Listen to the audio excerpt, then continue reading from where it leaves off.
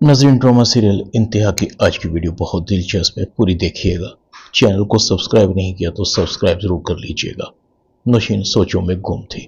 मुझे अहमद को कोर्ट जाने से रोकना होगा, वरना बहुत बड़ा तूफान आ जाएगा। मुझे अस्मा से दो टोक बात करनी होगी कि वो मेरे हिस्से के पैसे मुझे दे दे। मैं वो पैसे अहमद को देकर उसका गुस्सा ठंडा कर दूंगी। वैसे सज्जल को अपने छोटे भाई के साथ ऐसा करना नहीं चाहिए था। पता नहीं उसके दिमाग में क्या चल रहा है। बड़ी बेवकूफ है। फहद के पास है ही क्या जो उसके पीछे पड़ी हुई है। कहीं सज्जल फहद से शादी तो नहीं करना चाहती। नौशीन अस्मा के पास आती है। अस्मा नौशीन को कहती है, क्या काम है तुम्हें?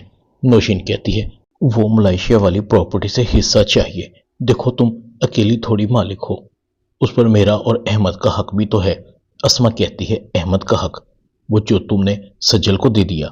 नौशीन कहती है, देखो अस्मा, मैं तुमसे फालतू बात नहीं करना चाहती।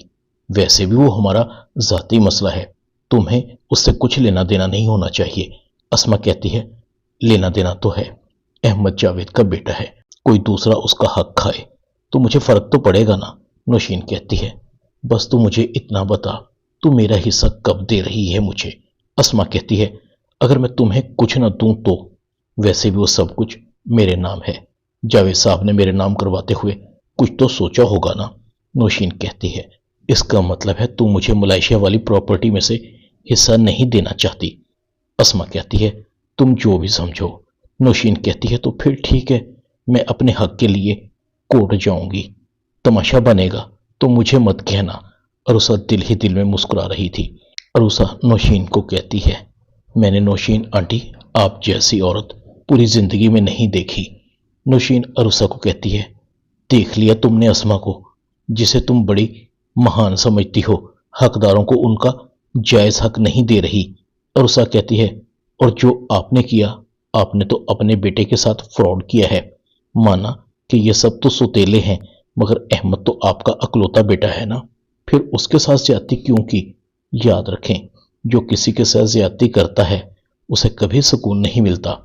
अभी भी वक्त है, अपना किबला दुरुस्त कर लें। नौशीन कहती है, तू भी अस्मा की चमची बनी हुई है, तुझे अस्मा से कुछ नहीं मिलेगा। अरुसा चली जाती है।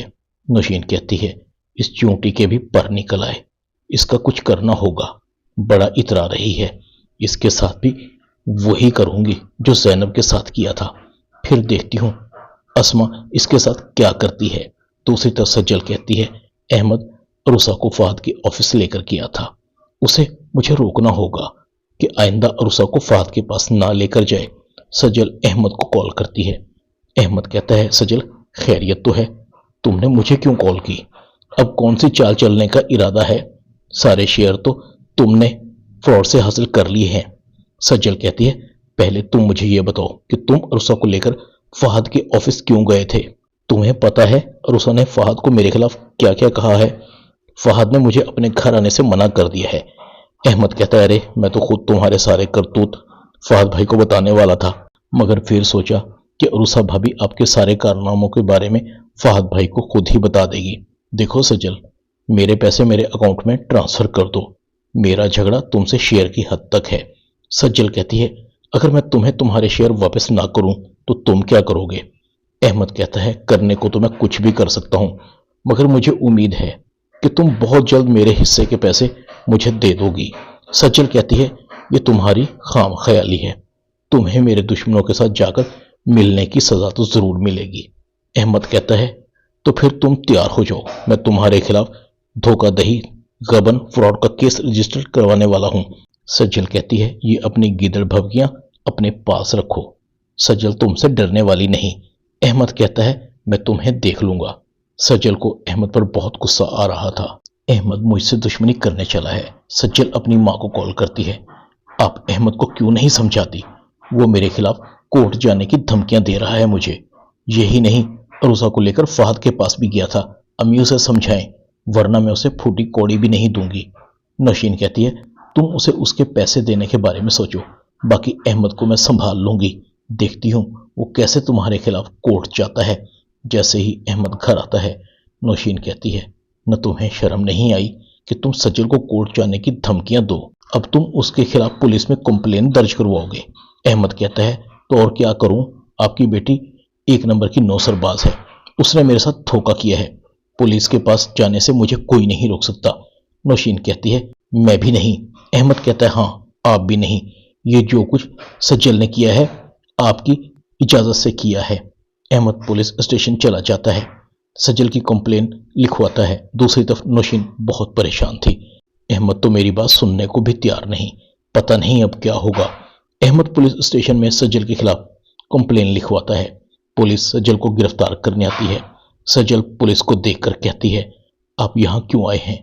पुलिस पूछती है सज्जल कौन है यहाँ? सज्जल कहती है मैं हूं। पुलिस इंस्पेक्टर सज्जल को बताता है आपके भाई अहमद जावेद ने आपके खिलाफ पुलिस में रिपोर्ट दर्ज करवाई है, आपने गबन किया है।